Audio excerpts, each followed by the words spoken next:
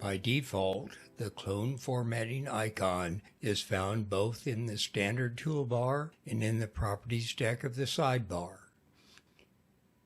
You may find the clone formatting tool convenient for copying the formatting of one element in your document to other elements. However, you must first learn to use it properly, or you may get confused and even frustrated. At the time this video was made, the LibreOffice Writer Guide did not present a thorough explanation of how the clone formatting tool works. The LibreOffice help pages at LibreOffice.org had much more information about this tool. You must first place the cursor in the element you want to use as the source. I'll place my cursor in the first heading. I'll go to the Styles deck of the sidebar to help explain what is happening. I'll go to the Paragraph Style area. With my cursor in the first heading, notice that the Heading 1 Paragraph Style is highlighted in the sidebar. I'll click on the clone formatting icon in the standard toolbar to activate the clone formatting tool. The mouse pointer turns into a paint bucket. I'll place the mouse pointer over the second heading in the document. I'll click my mouse button. The second heading now looks like the first.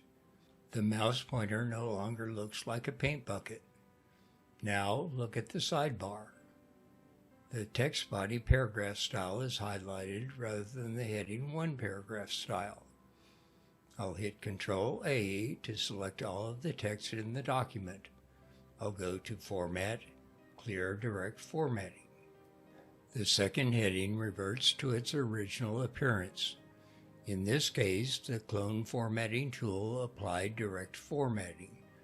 Direct formatting can cause problems later if you start changing the attributes of elements in your document.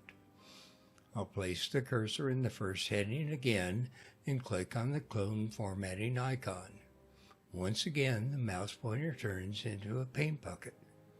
I'll place the mouse pointer over the second heading. This time, I'll hold down the Control key as I click on the second heading. Again, the second heading looks like the first. But look in the sidebar.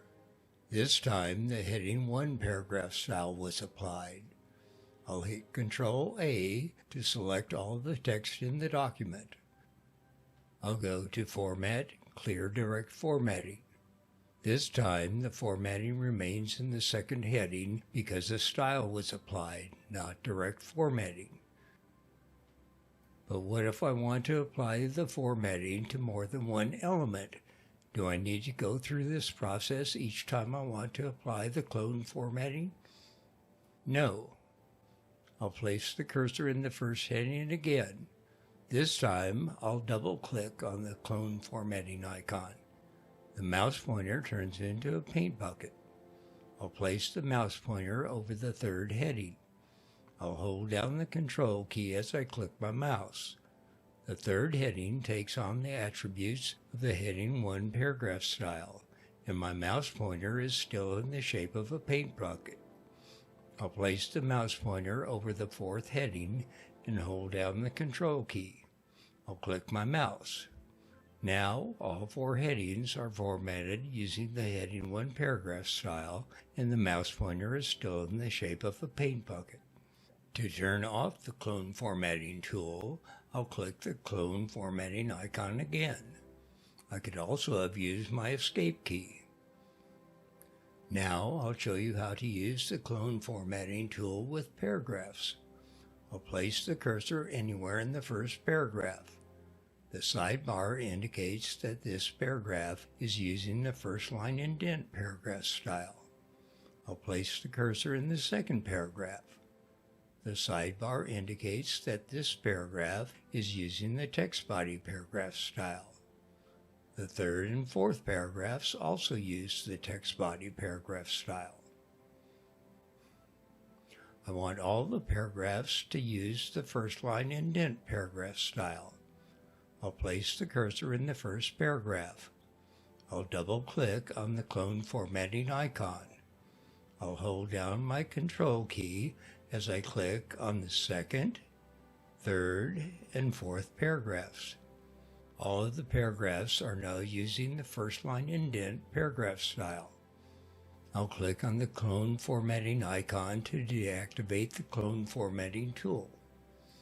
Before ending this video, I want to point out that you don't need to learn the various key combinations when using the clone formatting tool. Instead, you can apply the style you want to use by simply double-clicking on it in the Styles deck at the sidebar.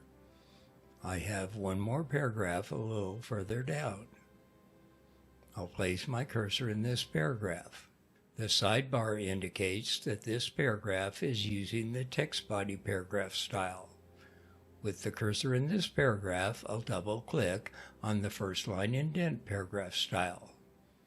This paragraph now looks like all the other paragraphs because they are all using the first line indent paragraph style. I'll go to the character styles area in the sidebar. I'll place the cursor in the first word of the last paragraph. I'll double-click on the strong emphasis character style. The word now appears bold, but I'm using a character style rather than direct formatting. To apply this same character style to the last three words of the paragraph, I'll depress my mouse button and draw the mouse over all of the words before I release the mouse button. With all three words selected, I'll double-click on the strong emphasis character style. All three words take on the attributes of this character style.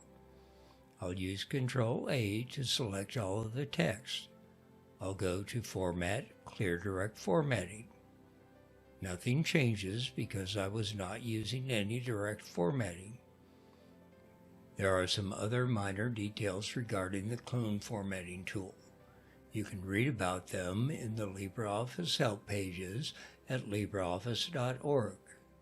But this video should have given you enough information to use the clone formatting tool in the most common ways you would want to use it. What I explained in this video works well as long as the text you are working with does not contain any direct formatting. Avoid direct formatting whenever you can. If you want to format only a word or two, use the character styles in the character styles area of the styles deck at the sidebar. If none of the basic character styles use the attributes you want, alter one of them or create your own character style. I explain how to do this in other videos and courses. You can find links to these by clicking on More in the gray area beneath this video.